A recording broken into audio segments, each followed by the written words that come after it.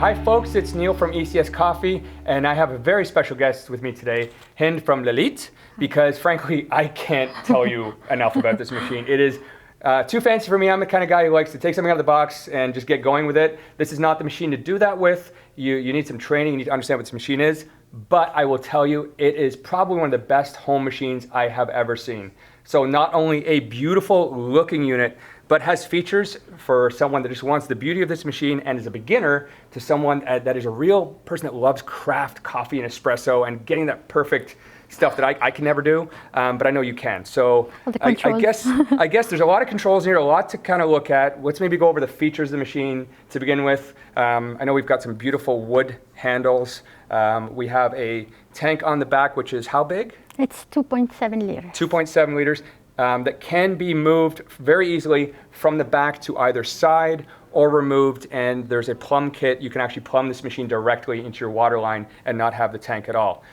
From there, beautiful finish. It comes with, how many handles do we have? Two handles. Two handles, yep. Two portafilters, and we also have we have the single. What is it we have on this? It comes with 3 filters, so a single, a double, and triple filters, and you get 2 portafilters, so one that's bottomless and one that has 2 spouts like this, and you can interchange the filters. Excellent. Yeah. So why don't you take us through kind of the amazing features of this machine, what makes it better. We'll make a couple of espressos, try not to bore everybody with the technical, because some of you won't care about the technical, then some of you will want to know all this stuff. So let's go ahead. Yeah, and it's exactly like you said, this is a machine for both customers. So Lelit is the Italian brand. They make, they're specialized in manual espresso machines. Yep. Hand assembled, awesome quality. So all made by hand in Italy. Yeah, exactly. So this is the Bianca, and the Bianca has a really nice feature, like you talked about the water filter, being able to move it or take it out. The thing that people see right away, like you said, is the wooden accents. So this is hardwood. It's really beautiful. It's stunning, absolutely stunning. You get the hot on the top. Yeah, that keep all your nice glasses hot for the coffee.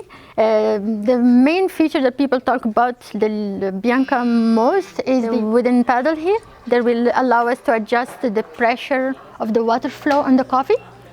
That's really neat for the person that wants to take it to the next level. Exactly, that's an advanced feature. Yeah. If you don't want to use it, you're not ready to use it for now, you just leave it open as if it wasn't there, and then we can use the rest of the machine like a normal machine. Okay, so if we're going to use just regular, I'm just a guy who just wants to make an espresso, this is sort of for the advanced user. Yeah. I can just make an espresso without using this, but down the road, if I want to then take it to the next level, you can do this. Of course, if you're an advanced user already, this might be the way to go. Yeah.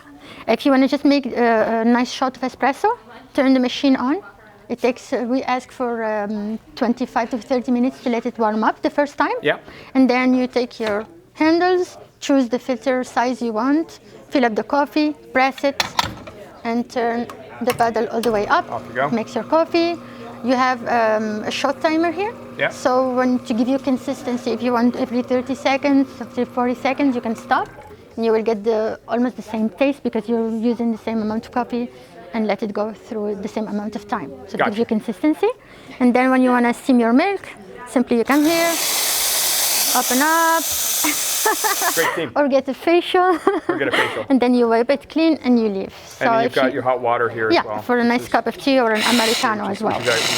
Nice flow on there. It's not too thin. Exactly. I guess maybe for the people that don't understand an E61 group head, maybe kind of explain what's going on here and the internal components of the machine. Yeah. So the E61 group was made the first time by Faima in 1961, and it became the most famous group in the espresso machines because actually it gives the nicest, the sweetest coffee. Okay. The E61, what it helps to do, it has water going through it all day long, so it keeps your water dynamic. It's circulating. Yeah, it's circulating, exactly. And then you get always the right temperature of coffee right when you need it. So once it heats up the first time in the morning, you just come, make your coffee. You don't need to take hot water out because some machines that don't have this group, they tend to be either overheated or not as hot. So you need to serve This one you don't need You don't to. need to, and that's why if Just I make touch it this, hot. it's very, very hot. Yes. Because yes. there's water going through all the time. Yeah, and it says caution, it's hot. Yeah.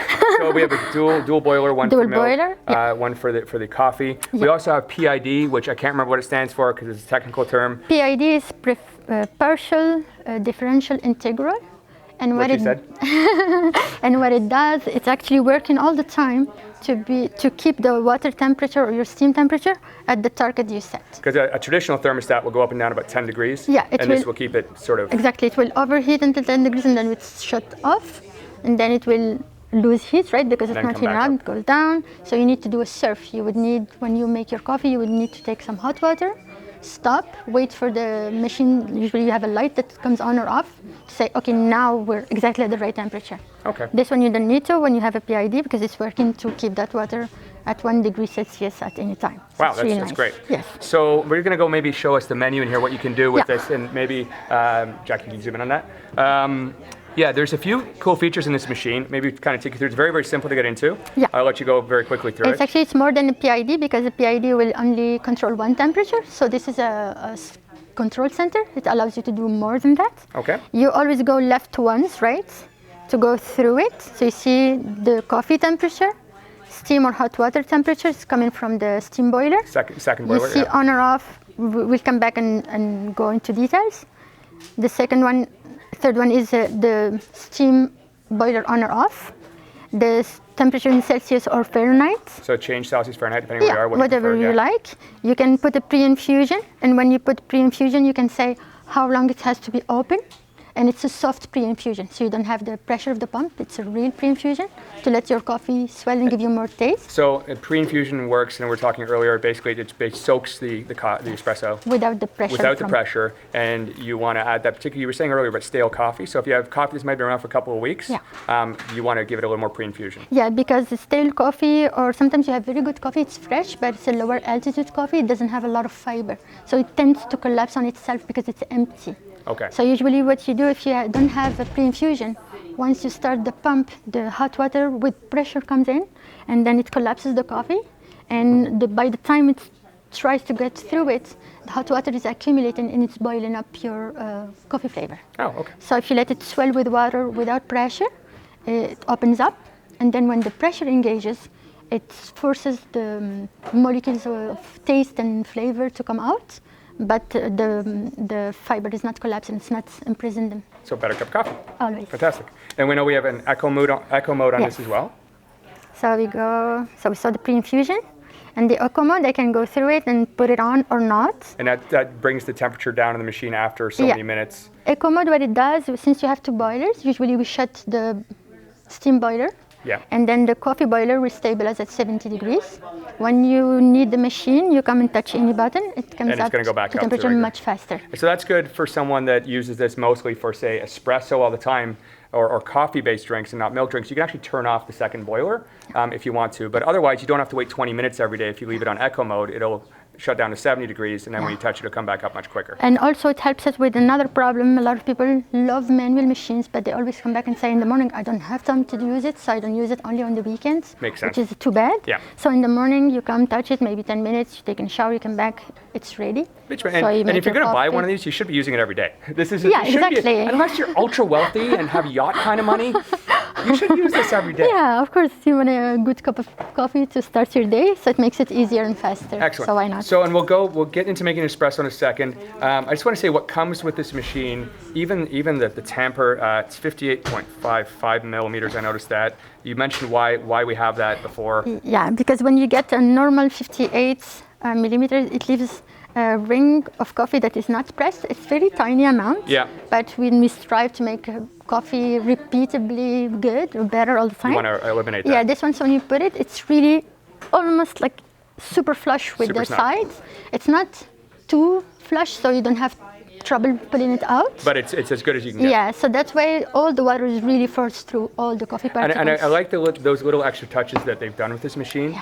Even the second steam wand that comes with it, the insulated arms so that you don't burn yourself. Just don't touch this. And then we'll get into valves in a second when we're making the coffee, because I found that really fascinating. A lot of the entry-level manufacturers like Breville, they're getting away from pressure valves.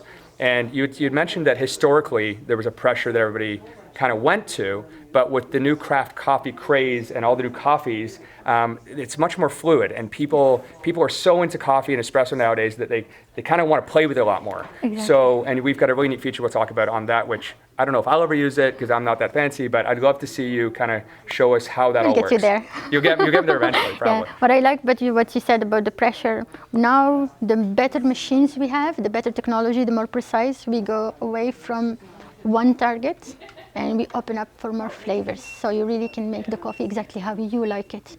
And also if you get a coffee that's a little bit too bitter or a little too acidic for your taste, you can adjust it also. Excellent. You don't have to change beans. Okay. Yeah. So why don't we get into making, let's make an espresso. All right. We'll go from there. So let's, we've got the Fred Lelit grinder, which is it's the entry-level model grinder. Yeah. There are other ones as well, but maybe tell me a little bit very quickly about this, then we'll get onto an espresso. So Fred is the smallest model.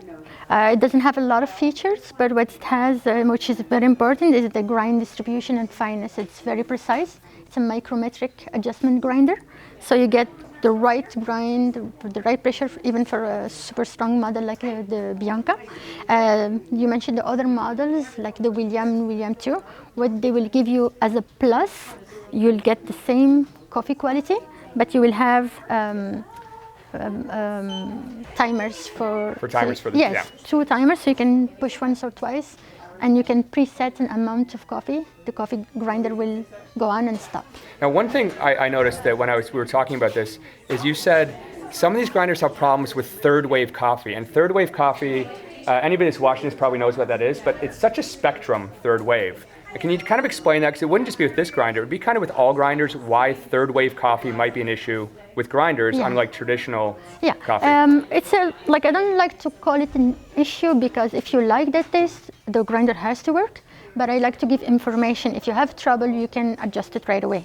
A hard third wave coffee usually is coffee that is roasted less, so it's harder. So it's a lighter roast. A lighter roast, Yeah. and also we have the good news is that third wave coffee now they strive to get better tasting beans, and usually those are higher altitude grown coffee beans, and they sense. get even harder.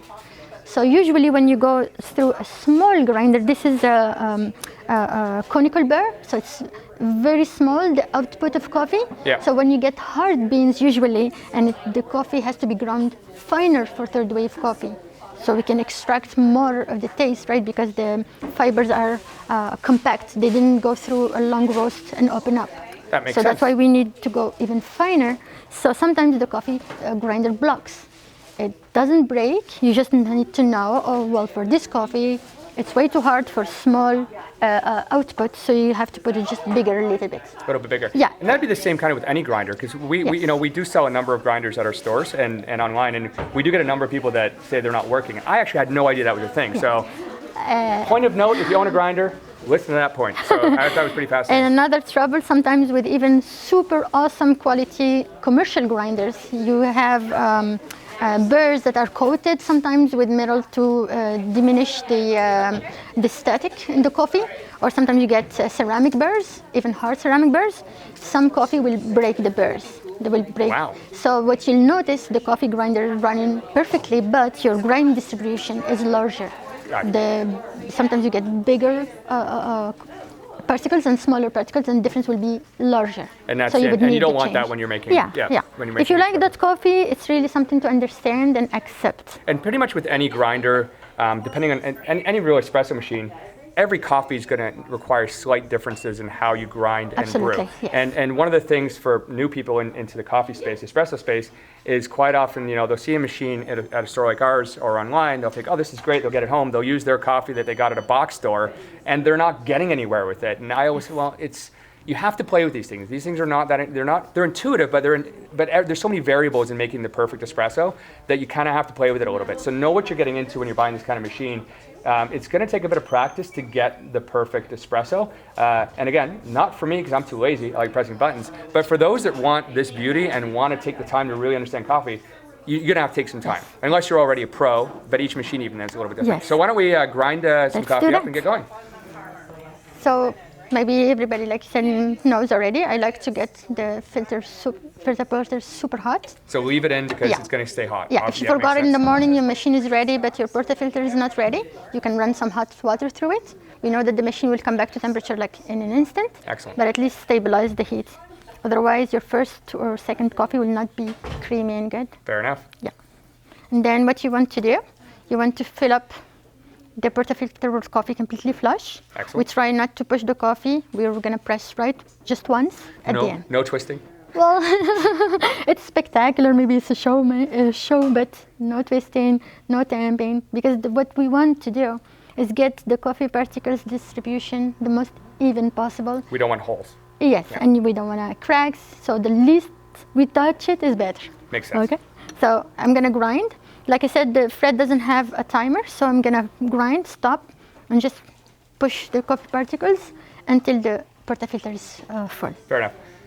Because you're a pro, you can do this. Actually,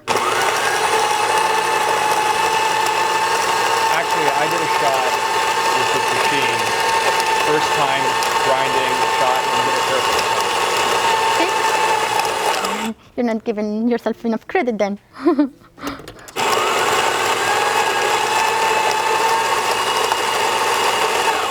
I'll say that again, because I was saying it when we were grinding. I did a shot the first time, and it turned out perfect. So as much as it takes a bit of practice, sometimes you can luck out and get perfect. So you just try to get it nice and even. You can have tools also to do that, or you can just do it like this by hand. And I like to point that the portafilter is made to be flat, yeah. And then it's not going to fall over? No. Yeah. We try to get the temper slowly, so we don't push too much coffee. If you're not sure, you come slowly, you put it nice and even, and then you just press once, super hard. Mm-hmm. You cannot press too hard. If it doesn't go through right, the grind is not coarse enough. Fair enough. Or you put too much coffee and you pressed. There was a mistake. And that's the thing with making espresso. It's all about the grind, about the amount of coffee, obviously the machine, the temperature. Exactly. So many variables. Why don't we do red today? All right. Comes with a nice little raised stand here that can be removed as well. Yeah, so. for taller cups, and then we just turn it on. Then you see the shot timer starts. The pressure is going up. And even the shot timer doesn't count that much. You were saying earlier you can go on longer. Oh, absolutely. Yeah. I like it only when I find the right tasting cup for myself. I like to notice so I can repeat it. Fair enough. Yeah. Now we're sitting at 10 here. Yes. Almost pretty consistent, so we seem to be pretty good. And also for the E61 groups, they change a lot of what we used to do before with espresso. I can go a longer extraction time at a higher pressure with a coffee like this, and see, it's super. Very nice crema. Yeah. And also when you have really good quality coffee like we're using today, you can let your shot go a little bit longer. It will get only sweeter. Okay. So two other things. You'd said to me, if you want to ignore your paddle here, there's an adjustment to your pressure here. Yeah.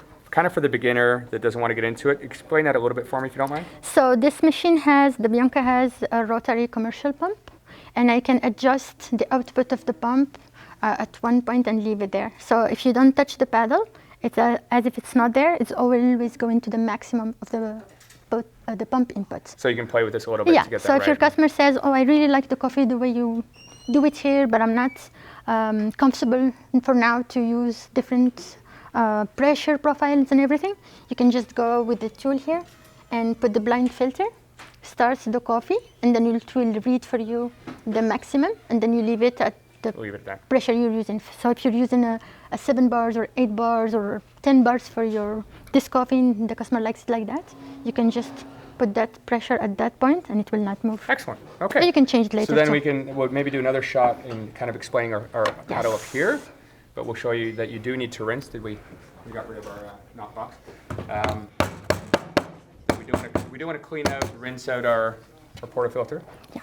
And if you need to rinse it, it's better to rinse it with hot water from the machine, so it stays at the right temperature. So not at the sink, because a lot of people take it, knock box it, rinse it out at the sink, and then it's cooled down, which we don't want to do. Yeah, if you don't want to make another coffee, it might be fine, but if you have that Like if you do that usually, you might be mistaken sometime when you need many coffees, and if you rinse it, it cools down really fast. Which we don't want. And the next coffee is not the right Excellent. taste. Okay. So now we're gonna make the same everything, and we're gonna play with the pressure. Okay.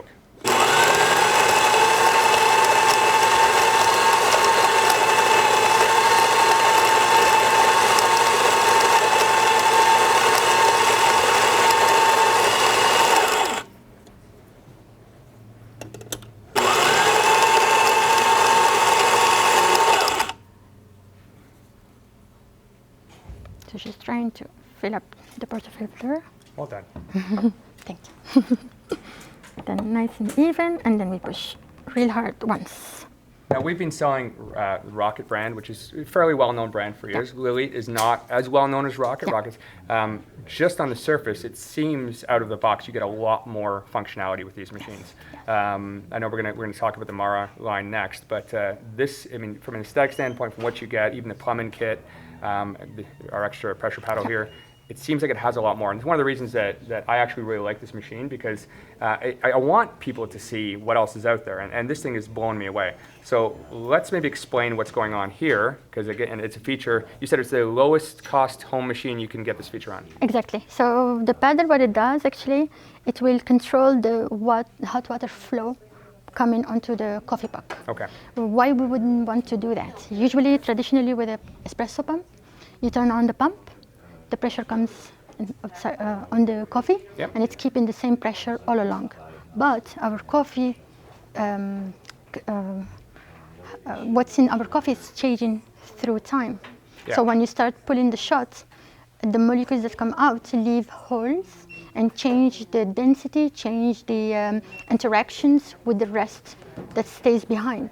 So if your pressure is stable, which is a good thing usually, but it allows you only to shoot, to stop at a certain amount of coffee. Otherwise it gets too hot. So this will allow us to adjust the flow. Yeah, just the flow. So if you want a longer coffee, but you don't want the boiling taste that comes with it usually, and you don't want to just dilute it with hot water like an Americano, what we do, you start your shot after 30 or 40 seconds. When it starts to be really liquidy, you drop the pressure a little bit. So you have hot water at the right temperature. It's not too hot, it's not too much aggressive, and then we just dilute more taste for you. Oh wow, okay. So your coffee will taste always sweeter. We'll need a bigger cup for that, probably? Yeah, because we'll allow it for a longer shot. Okay, and edit a second. Okay, so now we're gonna use a larger glass. We've already ground the coffee. I've removed the little tray here. And we're gonna play with the flow. So let's see what we do. And we'll do one of my favorite pressure profiling. We'll go to 9 or 10 bars. No, first we're gonna start slower at 2 or 3 bars. Yeah. After 10, 15 seconds, we'll increase to 9 or 10 bars. And after maybe 30, 40 seconds, we'll drop it 6 bars. Excellent, okay. So it'll be a gentler, sweeter tasting cup. I will watch the magic All happen. right, let's do this. So we start, we let it increase a little bit, so the pressure, and then we drop it.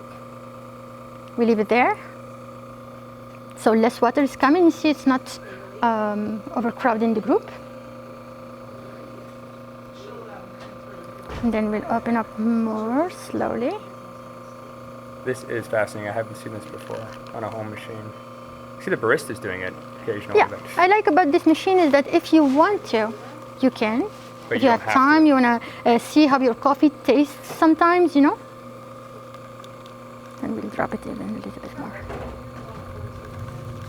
And then what I like about it, if you have time and you want to adjust some taste in your coffee, if you want to play with it, you can do it.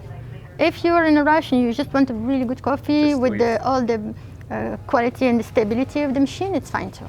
you just leave this open all the time. If you leave it open, it's as if It it ignores wasn't it, there. yeah. So Excellent. yeah. Okay, that's fantastic. Yeah.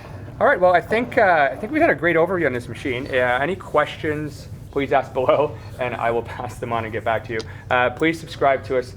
Thank you, Hen, for being here today. Thank you for having us. This has been amazing. We're really looking forward to showing this to our customers, and we really appreciate everyone's business and for watching this fairly lengthy video, but I do think it's worth the watch given all the features in this machine. Have a great day, and cheers. Cheers.